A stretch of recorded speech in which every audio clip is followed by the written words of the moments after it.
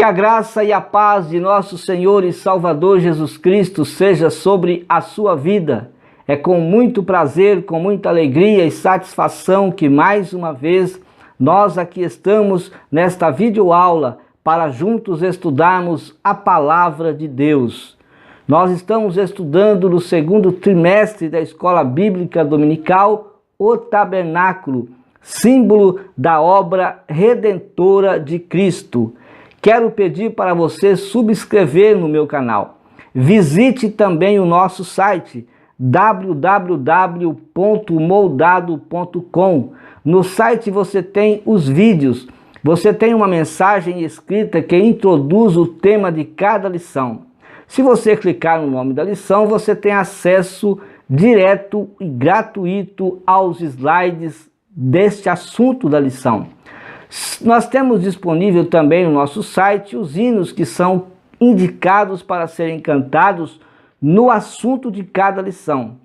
Se você clicar no nome da canção, você tem acesso então ao áudio e à letra desta canção para que você possa, juntamente com os irmãos, cantar, ensaiar e cantar na Escola Bíblica Dominical.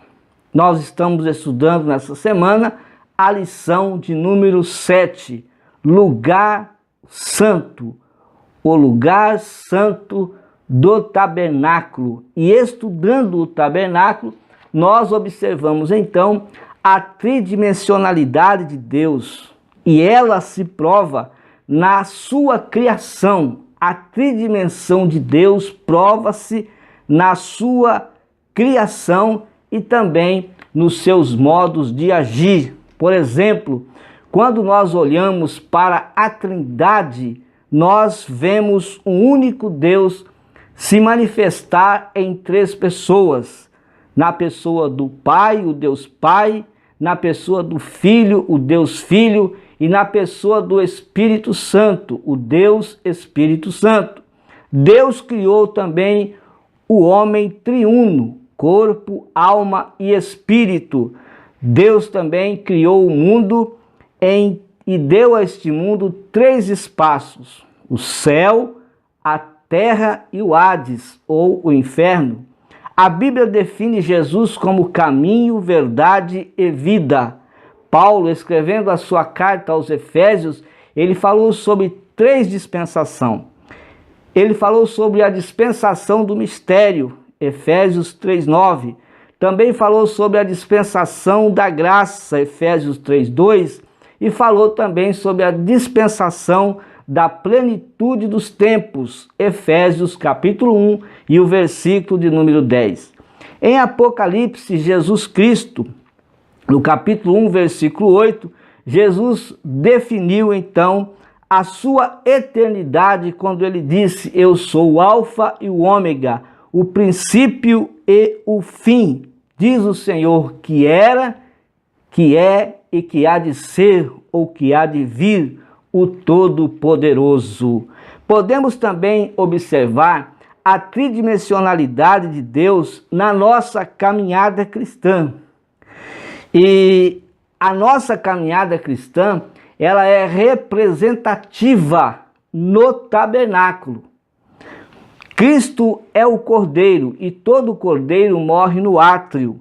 No átrio eu aceito Jesus, não na cruz, mas através da cruz, que é simbolizada pelo altar de sacrifício, pois todo cordeiro era sacrificado no altar, e assim Cristo foi sacrificado na cruz por nossos pecados. Na pia que continha a água, lugar de purificação e justiça, eu sou batizado. E então, batizado, eu cumpro a justiça de Deus. Assim como Jesus Cristo se apresentou também para ser batizado nas águas do Jordão, e João não queria batizar Jesus. E Jesus disse para João: importa que você me batize, que eu seja batizado, para que se cumpra toda a justiça. Então, só através do batismo, então, eu posso entrar no lugar santo. e posso me sentar na mesa, participar da Santa Ceia do Senhor, que é representada pela mesa da proposição, onde estava sobre ela os pães e o vinho. Quando alguém participa da Santa Ceia do Senhor sem ser batizado, é como se ele estivesse desprezando um dos seus elementos, aqui no caso a pia. Do lado esquerdo do lugar santo, está lá o candelabro. O candelabro, ele representa Cristo e a igreja. Então eu sou batizado com o Espírito Santo e a igreja pode ser a testemunha de que eu fui batizado com o Espírito Santo. No altar de incenso eu sou um adorador de Deus. Era nesse altar onde os sacerdotes, eles oravam, onde os sacerdotes intercediam a Deus pela nação de Israel. E então, depois disso, o sumo sacerdote, uma vez por ano, entrava no lugar santíssimo para oferecer sacrifício pela nação de Israel.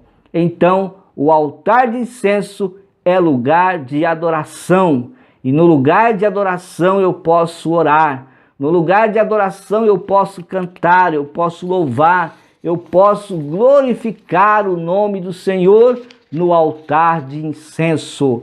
No lugar santíssimo do tabernáculo, como já dizemos, só entrava o sumo sacerdote. Mas Jesus, com a sua morte na cruz, o que ele fez? Ele rasgou esse véu que fazia essa separação. E agora, quando o homem recebe Jesus Cristo na sua vida, ele se torna também um sacerdote. Significa que ele também pode entrar no lugar santíssimo e buscar a presença de Deus. Ele é um sacerdote. Sendo um sacerdote, ele é participante da nação santa. Participante dessa nação santa, então, ele é um povo que Deus adquiriu para levar a mensagem da palavra de Deus, porque é no lugar santíssimo que nós somos consagrados ministros do Evangelho.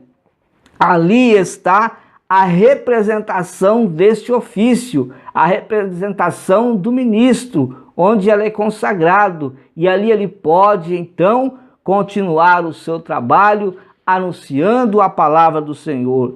Ali também a glória de Deus descia entre os querubins que estavam sobre o propiciatório.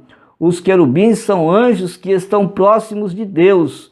E eram anjos também em que se confiavam trazer a mensagem para o povo de Deus. Assim como a glória de Deus descia no lugar santíssimo, ela desce também sobre todos aqueles que se dispõem a fazer a sua obra, a oficiar, a trabalhar, a ministrar a obra do Senhor. Dentro da arca estavam 3 objetos também significativos: as tábuas da lei, que representa a palavra de Deus a ser anunciada. Estava lá também o cajado de Arão que floresceu, e este cajado, ele representa o poder e a autoridade de Deus na nossa vida para pregar o evangelho da salvação. Lá também estava um pote com maná, e esse pote com maná representa ou simboliza que o Senhor Deus, o Senhor nosso Deus, ele tem provisão para todos os seus filhos que estão na sua presença continuamente. Deus revelou a Moisés o seu projeto de construção do tabernáculo. O povo de Israel vinha sendo escravizado há mais aproximadamente 400 anos no Egito. E eles estavam ali aguardando uma promessa que Deus havia feito a Abraão. em que Israel tornaria-se uma grande nação. Deus, então, ele escolhe Moisés e vai preparar Moisés. Moisés fica 40 anos no palácio de Faraó, sendo preparado e conhecendo toda a ciência do Egito. Depois, Moisés vai para o deserto e mais 40 anos ele fica no deserto. Veja que 80 anos depois do nascimento de Moisés, Deus aparece então no deserto a Moisés em uma sarça ardente e então envia Moisés como missionário ao Egito. E lá no Egito ele tinha como missão tirar o povo de Israel da escravidão do Egito e então levá-lo para o deserto com destino à terra prometida. Moisés então fez o que Deus lhe ordenou. Foi ao Egito, tirou o povo de Israel de lá, levou para o deserto com destino à terra prometida. E no Monte Sinai, Deus então chama Moisés para passar para ele o projeto da construção do tabernáculo. Seria a presença de Deus entre o povo de Israel e também uma maneira de trazer o homem para junto de si. Deus queria o homem perto dele. Deus formou Adão, formou o homem para que o homem o glorificasse e o adorasse eternamente. Mas o homem pecou. Adão pecou e manchou toda a humanidade.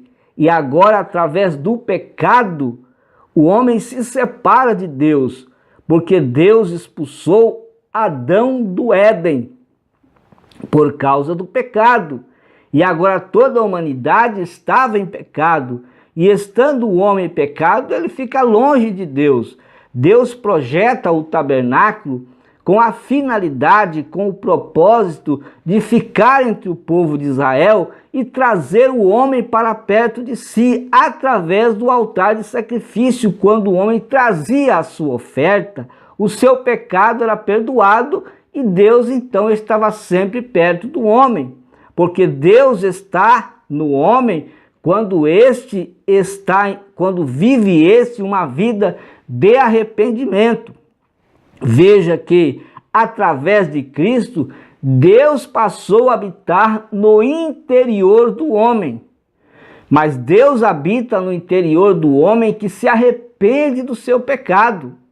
Deus habita no coração de um homem quando ele se arrepende, quando ele tem um coração quebrantado e pede perdão ao Senhor Jesus. Então, através de Jesus, é através de Jesus que Deus então chega perto do homem, ele está no homem, esse tabernáculo que ele fez para habitar. Deus pediu a Moisés que pedisse ao povo ofertas para a construção do tabernáculo. Todos os materiais doados voluntariamente pelo povo foi consagrado para a fabricação das peças, dos objetos, dos adornos e das divisórias do tabernáculo. Tudo passou a ser santo para um serviço santo, para um serviço de adoração ao único Deus, ao Deus único e verdadeiro, um Deus também santo. Então tudo era santo no lugar santo. Tudo era santo no átrio, tudo era santo no lugar santo, tudo era santo no lugar santíssimo, porque tudo deveria ser santo para servir a um Deus santo. Esse santuário, com toda a sua proteção, ele era móvel.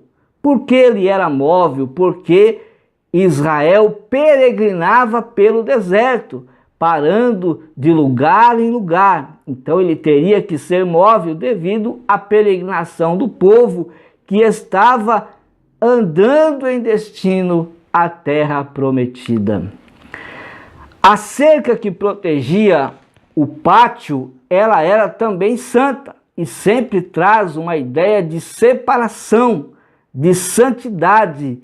Era como se Deus estivesse dizendo que o pecador, ou seja, o homem em pecado, ele não tem condições, ele não tem como estar diante de Deus. E a cerca, ela traz essa ideia de separação, de santidade a Deus.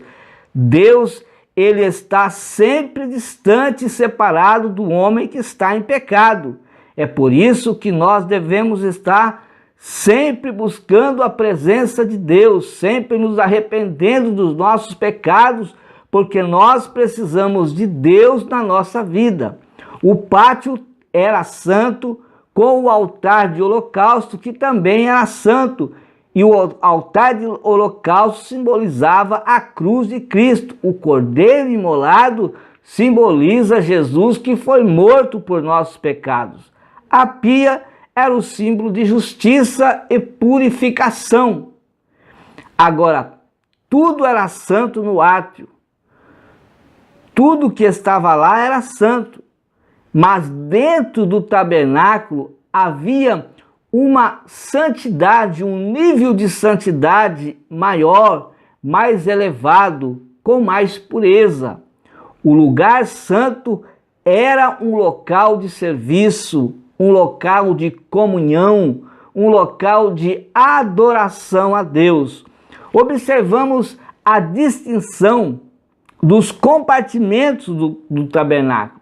Em Êxodo capítulo 26 e o versículo 33, diz assim: pendurarás o véu debaixo dos colchetes e levarás para dentro do véu a arca do testemunho. Este véu vos fará separação entre o lugar santo e o lugar santíssimo. O primeiro lugar era lugar de serviço. Só os sacerdotes podiam entrar e oficiar os cerimoniais ordenados por Deus. O povo só tinha acesso ao átrio ou ao pátio. Veja bem que era um lugar de se oficiar, de ministrar adoração, louvor, glorificação, enfim, reverência a um Deus santo. Hebreus 9:6 diz: ora, estando essas coisas assim preparadas, entram continuamente no primeiro compartimento do tabernáculo os sacerdotes para celebrarem os serviços sagrados. Nesse tabernáculo está revelado tipologicamente que Jesus Cristo edificou sua igreja. A igreja foi edificada para estar sempre em uma posição de santidade diante de um Deus santo. O tabernáculo espiritual e todos os seus detalhes conjuntamente, eles revelam a pessoa de Jesus Cristo em seu sacrifício e em seu sacerdócio eterno. Ou seja, tudo no tabernáculo representava Cristo. E nós podemos ver isso quando nós estamos estudando o tabernáculo, desde a cerca, desde a porta, das cortinas, desde o pátio, desde do altar de holocausto, a pia, então todos os detalhes representando Cristo, o Redentor da humanidade. Então o tabernáculo era um lugar de serviço e adoração a Deus. O tabernáculo era um lugar de serviço, de adoração a Deus. Ali se adorava a Deus, ali se glorificava a Deus. Veja bem que certa feita os judeus, ao invés de estarem adorando a Deus no templo, e ao invés de estar prestando um serviço de adoração a Deus, eles estavam comercializando no templo. E a casa de Deus, ela é lugar de respeito, ela é casa de oração. E Jesus Cristo então entra no templo, porque entra no templo e lá encontra os judeus comercializando na casa de Deus. E então Jesus ele expulsa aqueles comerciantes que estavam dentro da casa de Deus e diz: a minha casa será chamada casa de oração. Então, o lugar santo, lugar de serviço a Deus, lugar de adoração, lugar de louvores ao nome do Senhor.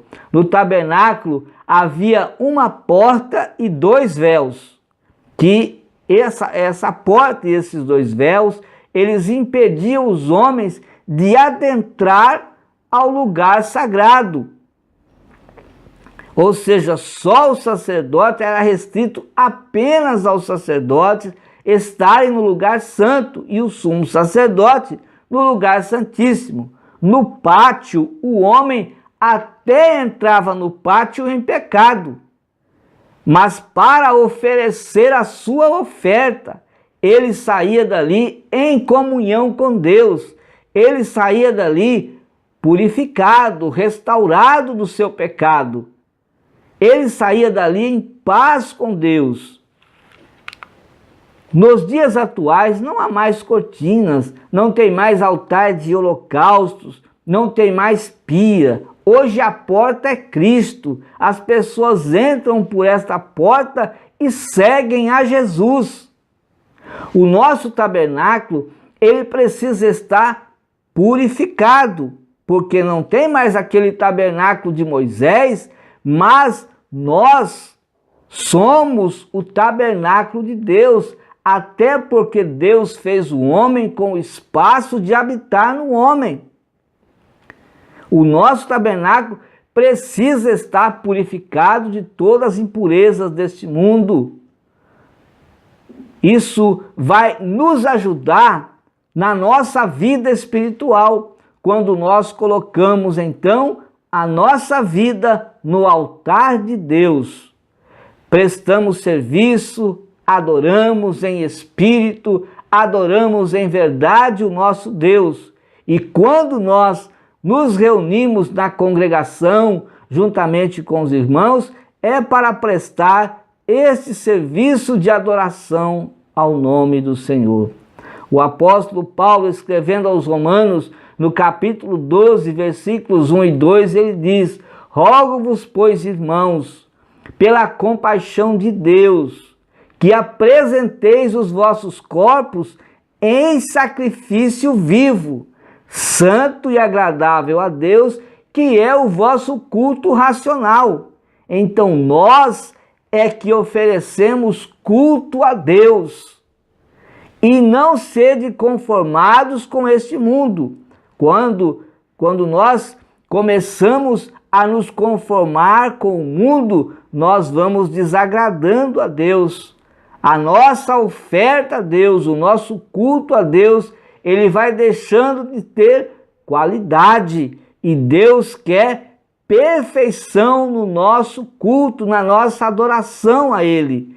Então, sede transformado pela renovação do vosso entendimento, para que experimenteis qual seja a boa, agradável e perfeita vontade de Deus. Então, quando nós se nós queremos apresentar a Deus um culto de perfeição, uma adoração santa ao Senhor, nós precisamos realmente mudar a nossa vida. Nós precisamos estar andando sempre com uma vida de santidade. O propósito do lugar santo era a oficialização do serviço sacerdotal em favor dos israelitas. Então veja bem que o lugar santo, Deus preparou o lugar santo para que ali se oficializasse o serviço sacerdotal em favor dos israelitas, porque era no lugar santo que os sacerdotes faziam intercessões e orações no altar de incenso à nação de Israel. Os sacerdotes ofereciam as ofertas e sacrifícios por diversos pecados trazidos que o povo trazia na violação de cada lei. Ou seja, cada violação de lei, o israelita teria que trazer uma oferta para que fosse perdoado o pecado. Mesmo que a apresentação dos sacrifícios não era perfeita, a santidade de Deus era visível. Às vezes, o sacrifício, e nós vemos que o sacrifício não era realmente perfeito, mas a santidade de Deus era visível e o pecador saía dali restaurado, saía dali em comunhão com Deus, saía dali na presença de Deus e ia para a sua casa com o seu perdão. A apresentação dos sacrifícios não era perfeita realmente e nem suficiente, conforme o escritor aos Hebreus, no capítulo 9, dos versículos 11 ao 14, ele diz assim: mas vindo Cristo, o sumo sacerdote dos bens futuros, por um maior e mais perfeito tabernáculo, não feito por mãos, isto é, não desta criação, ou seja, Jesus Cristo, ele é um sacerdote eterno, ele é sacerdote e ministra no tabernáculo celestial. E continua dizendo, e não desta criação, nem por sangue de bodes e bezerros, mas por seu próprio sangue ele entrou uma só vez no santuário, havendo efetuado uma eterna redenção. Então nós não precisamos, como os israelitas, estar sempre levando animais. Não fazemos como os israelitas, mas nós nos entregamos para Jesus para viver uma vida de santidade, uma vida sem pecado. Por quê? Porque Jesus fez isso por nós. Ele ofereceu-se, ele se entregou uma vez em sacrifício e morreu por todos os nossos pecados. O que nós temos que fazer agora é aceitar este sacrifício de Cristo e permanecer na presença de Deus. Porque se o sangue dos touros e bodes e a cinza de uma novilha esparzida sobre os imundos os santificam, quanto mais a purificação da carne. Quanto mais o sangue de Cristo, que pelo Espírito Eterno se ofereceu a si mesmo imaculado a Deus, purificará a vossa consciência das obras mortas para servirdes a um Deus vivo. Então o sacrifício perfeito e suficiente para a redenção do homem pecador foi apresentado por Cristo através do seu sangue. Jesus Cristo, ele garantiu a remissão de todos os nossos pecados e culpas. Portanto, quem está em Cristo tem a plena satisfação de entrar na presença de Deus. Quem está em Cristo, ele tem vive uma vida de santidade. Quem está em Cristo agrada a Deus. Quem está em Cristo está na presença de Deus e vive uma vida de plena satisfação. Neste mundo não tem coisa melhor do que servir a Deus, porque ele está na presença de Deus, porque Jesus satisfaz todas as suas necessidades, porque Jesus satisfaz todos os seus desejos, porque Jesus é maravilhoso. Veja o que Paulo escreveu aos Efésios, no capítulo 2, e os versículos 18 e o versículo 19. Ele diz assim: porque por ele ambos temos acesso ao Pai em um mesmo Espírito. Assim que já não sois estrangeiros, nem forasteiros, mas concidadãos dos santos e da família de Deus. Então, veja bem que nós estamos na presença do Senhor Jesus, porque Jesus na cruz morreu por nossos pecados. Essa é uma obra redentora de Cristo. No lugar santo havia 3 peças de grande valor simbólico. Era o lugar de preparação para a entrada no lugar santíssimo. O sumo sacerdote se preparava juntamente com os outros sacerdotes no lugar santo para entrar no lugar santíssimo. Lá estava o candeeiro, ou o candelabro, ou o castiçal, a mesa com os pães da proposição, estava também o altar de incenso. O altar de incenso estava à frente do véu que separava o lugar santo do lugar santíssimo. Esses móveis ali, eles embelezavam aquele espaço, mas também revelava uma mensagem profética. Os 3 móveis, eles simbolizavam a base de fé da Igreja de Cristo e traz a todos nós uma mensagem profética. O candelabro era de ouro maciço, com uma haste central. E nesta haste central havia 3 outras hastes de um lado e 3 outras hastes do outro lado. E formava então uma só peça. O altar de incenso era feito de madeira de acácia e também era coberto de ouro, com 4 pontas. Estava também à frente do véu que dividia o lugar santíssimo do lugar santo. A mesa com os pães da proposição, também de madeira de acácia e revestida de ouro, estava à frente do candelabro. No candelabro estavam as lâmpadas que iluminavam o tabernáculo. Jesus disse: eu sou a luz deste mundo, e quem me seguir nunca andará em trevas. Então, assim como as outras hastes ligadas à haste central, está a igreja ligada a Cristo e refletindo também sua luz ao mundo com uma vida firmada na palavra. Então, Jesus, ele é a luz deste mundo, mas a igreja, ela é que brilha esta luz.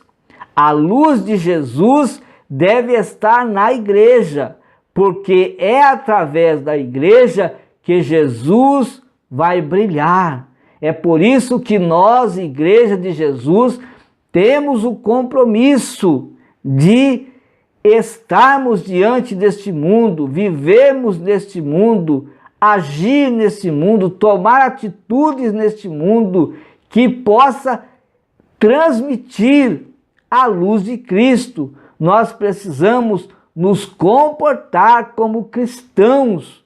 As pessoas precisam olhar para nós e vermos em nós a luz de Cristo através do nosso falar, através do nosso andar, através do nosso proceder, das nossas atitudes. Nós demonstramos, nós expressamos Cristo, que deve brilhar na nossa vida. Jesus disse: vós sois a luz do mundo. João 15:5, ele diz: eu sou a videira, vós sois as varas.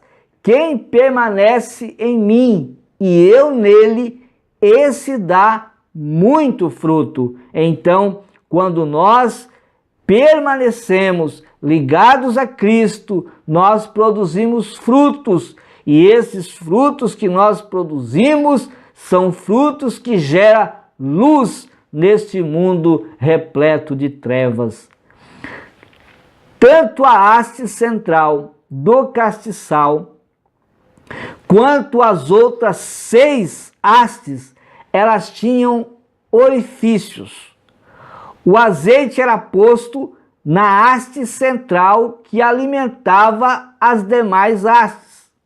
Uma peça de lã infiltrada nessas 6 hastes, 3 de um lado e 3 do outro, elas eram infiltradas nas vias dos orifícios e ela então embebida com o combustível que era colocado na haste central e então gerava luz no lugar santo.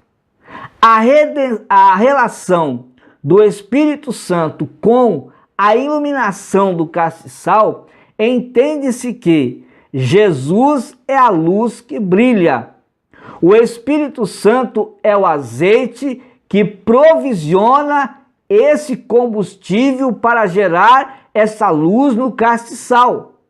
Assim, a presença do Espírito Santo na vida da igreja, a igreja está representada ali por as 6 outras hastes. Então, a igreja também é motivada pelo azeite, ou seja, pelo Espírito Santo, que faz o crente então brilhar neste mundo de trevas.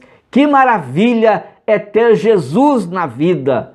Quando temos Jesus Cristo na nossa vida, temos a certeza que estamos brilhando para este mundo, porque o Espírito Santo, ele nos motiva, ele nos anima a estarmos sempre na presença de Deus, procedendo como cristão. E procedendo como cristão, nós estamos trazendo luz a este mundo de trevas. No sentido especial, o Espírito Santo é a luz interior na vida do crente, porque o Espírito glorifica a Cristo, revelando sua glória por meio do Evangelho que nós pregamos. O que entendemos aqui é que o Espírito Santo precisa da igreja e a igreja precisa do Espírito Santo, porque o Espírito Santo tem uma missão e a igreja também tem uma missão. Para que o Espírito Santo cumpra com a sua missão, e a missão do Espírito Santo está em João 16:8, convencer o homem do seu pecado.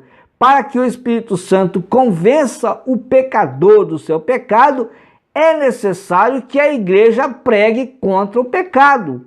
Quando a igreja fala, quando a igreja anuncia o Evangelho, quando a igreja combate contra o pecado, ela está sendo útil ao Espírito Santo, que vai convencer aquele pecador do seu pecado. Assim, o Espírito Santo precisa da igreja e a igreja precisa do Espírito Santo, porque é o Espírito Santo que motiva a igreja a levar a mensagem de salvação a um povo sem salvação. A mesa com os pães da proposição era feita de madeira de acácia, recoberta de ouro, ficava à direita do santuário, em frente do castiçal. Levíticos 24, 5 e 6 diz assim: também tomarás flor de farinha e dela cozerás 12 pães. Cada pão será de 2 décimas de efa, e pô-los-ás perante o Senhor em 2 fileiras, 6 em cada fileira, sobre a mesa de ouro puro. Os 12 pães que estavam na mesa da proposição, eles representam as 12 tribos de Israel. Os pães eram comidos pelos sacerdotes durante a semana no lugar santo. Cada pão pesava em torno de 2 quilos, o suficiente para que os ministrantes ficassem nutridos para exercerem o seu ofício, ou seja, eram 12 pães. Se eram 12 pães e eles eram comidos durante os seis dias, então isso quer dizer que os sacerdotes comiam 4 quilos de pães, porque um pão pesava 2 quilos, eles comiam então 2 pães, 2 vezes 6, 12. Então eles se alimentavam, eles eram nutridos com esses pães durante a semana, para que assim então oficializasse com muita saúde a palavra de Deus, o trabalho de Deus, a obra de Deus. Tanto os obreiros quanto os crentes que hoje foram feitos sacerdotes de Deus devem se alimentar desse pão celestial, a fim de poderem exercer seu ofício sempre firmes e fortalecidos no Senhor. O pão da casa de Deus hoje é a palavra de Deus. Então nós devemos nos alimentar da palavra de Deus para mantermos a nossa vida espiritual sempre fortalecida no Senhor. Quantos crentes, quantos obreiros, quantos trabalhadores do reino de Deus estão morrendo por falta de alimentação espiritual e estão morrendo espiritualmente porque não se alimentam deste pão sagrado, a palavra de Deus que alimenta a nossa alma. Precisamos nos alimentar deste pão, da palavra de Deus, para mantermos sempre nos fortalecidos para o trabalho do Senhor, para fazermos a obra de Deus com muita graça e com muita alegria. Todo aquele que ministra deve antes ministrar a sua alma com o pão da presença de Deus em sua vida e também com uma vida de intimidade com Deus. Antes de anunciarmos a palavra de Deus para as pessoas, antes de aconselharmos as outras pessoas, nós devemos nos aconselhar, nós devemos nos orientar através da palavra de Deus. Então nós devemos nos alimentar da palavra primeiro, pregar para nós primeiro e depois então anunciarmos esta palavra a todos que estão carentes, a todos que estão sedentos deste pão espiritual. O altar de incenso também era feito de madeira de acácia, coberto com ouro, e ficava diante do véu que dividia o lugar santo do lugar santíssimo. Quando entrava na porta do pátio, lá na cerca, quando se entrava lá, o primeiro móvel a ser visto era o altar de holocausto, o altar coberto de bronze, o altar de bronze. Mas quando se entrava na porta do tabernáculo, o primeiro móvel a ser visto era o altar de incenso, o altar de ouro. Então assim também, né? Um era de bronze e o outro era de ouro. A palavra de Deus, ela correlaciona o altar de incenso com a oração, porque era no altar de incenso que os sacerdotes oravam, que os sacerdotes intercediam de Israel. Era no altar de incenso onde eles adoravam antes de entrar no lugar santíssimo. O Salmo 141 e o versículo 2 diz: suba a minha oração como incenso diante de ti, e sejam levantadas as minhas mãos como o sacrifício da tarde. Apocalipse 5 e 8 registra as taças de ouro que estavam cheias de incenso, que são as orações dos santos.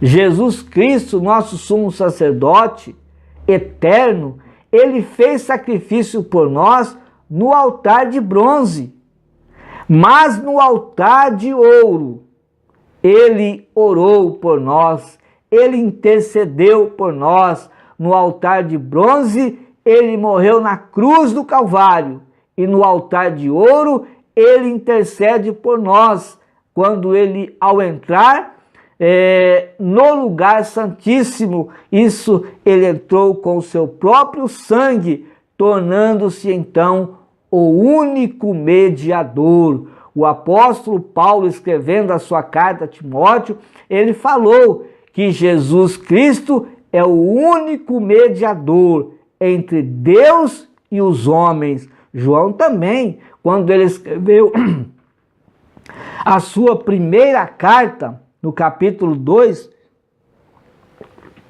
ele falou que Jesus Cristo é o único advogado, o único intercessor. Então, Jesus é o único mediador entre Deus e os homens. Para que o homem chegasse à presença de Deus, então, era necessário passar por 3 véus e 2 portas. O primeiro véu estava na entrada do pátio. O homem deveria passar pelo altar de sacrifícios.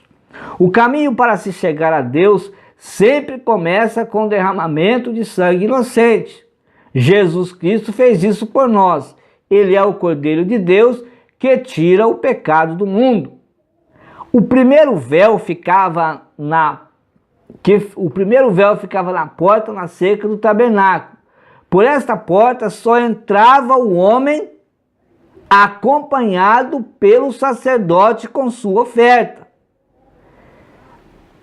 Ao passar por este véu, que é a primeira porta, o pátio do tabernáculo ficava exposto enquanto o pecador entrava acompanhado do sacerdote. Veja bem que interessante. A missão de trazer o homem até a cruz sempre teve a ajuda de um sacerdote. Nós nos tornamos sacerdote real, participante de uma nação santa, povo que Deus adquiriu para pregar o seu evangelho. Então nós somos sacerdotes com um compromisso de levar os homens ao pé da cruz, de levar os homens até Jesus. Um dia nós fomos levados por alguém. Alguém nos levou ao pé da cruz. Alguém nos levou até Jesus. Nos falou a palavra de Deus e nós recebemos Jesus Cristo na nossa vida. O segundo véu estava na porta que dava acesso ao santuário, que era o lugar santo. Por esta porta, o sacerdote entrava só para ministrar, depois de ser lavado na água da pia. Ele entrava devidamente vestido e com a bacia de sangue, uma vez por ano, isso o sumo sacerdote, para expiação depois do segundo véu interno. No lugar santo, antes de entrar no lugar santíssimo, o sacerdote ministrava intercessões, e então o sumo sacerdote entrava no Santíssimo com o sangue da expiação. Não havia porta no terceiro véu. Era por esse véu que o sumo sacerdote entrava no lugar santíssimo. Neste lugar, ou seja, no lugar santíssimo, a glória de Deus se manifestava. Havia beleza no lugar santo, mas no lugar santíssimo era onde Deus se manifestava com a sua glória. Então, o conselho é: não fiquemos apenas no lugar santo. Vamos entrar no lugar santíssimo. Jesus rasgou o véu que separava e já não separa mais. E agora nós podemos entrar no lugar santíssimo e a glória de Deus há de descer sobre a nossa vida e nos preparará ainda mais para o ministério, para o serviço do trabalho do Senhor. Então, ninguém entrava neste lugar a não ser o sumo sacerdote com sangue da expiação. Jesus Cristo foi o nosso expiador. ele entrou no lugar santíssimo com o seu próprio sangue. Por isso, era o lugar da manifestação da justiça de Deus. A primeira carta que o apóstolo Pedro escreveu, no capítulo 2, do versículo 9, diz que todo crente em Jesus é um sacerdote e pode ministrar diante de Deus. Então, se nós somos um sacerdote, nós podemos, primeiro, levar pessoas a Cristo. Um crente com o desejo ardente no seu coração de ganhar almas para Jesus, ele assume este compromisso de sacerdote real. Ele assume esta graça, esse privilégio de participar de uma nação santa.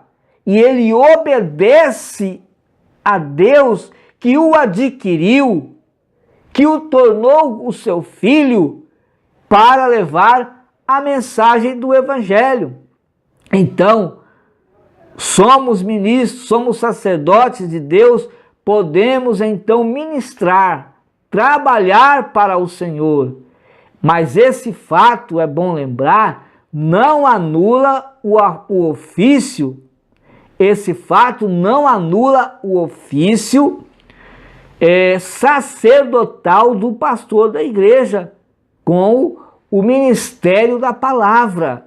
O pastor da igreja tem o ministério da palavra. Ele também é responsável. Ele é responsável porque ele representa, ou seja, ele é responsável pela obra do Senhor, porque ele é representante da igreja de nosso Senhor Jesus Cristo. Nós somos sacerdotes do Senhor, auxiliando sempre o pastor no seu serviço sacerdotal, que é ministrar a palavra de Deus. Então, amados irmãos, no lugar santo nós devemos adorar a Deus. No lugar santo nós devemos estar em comunhão com o Senhor. No lugar santo nós devemos buscar o batismo com o Espírito Santo. E nós vemos aqui então também Deus se manifestando na nossa vida. Deus, ele apresentando para nós a sua obra, a qual nós devemos fazer. Deus quer habitar na nossa vida. Deus quer morar em nós, porque ele nos fez o seu tabernáculo para a sua morada, com espaço para ele morar. Se nós compararmos o santíssimo lugar, o santo lugar e o átrio, se nós correlacionarmos isso com o homem que é triuno, nós vemos então que nós podemos comparar o lugar santíssimo ao espírito do homem, o lugar santo à alma do homem e o átrio ao corpo do homem. E assim seremos nós representantes de Deus, brilhando sempre com a luz de Cristo através das boas obras que nós podemos apresentar para o Senhor. Deus abençoe ricamente a sua vida.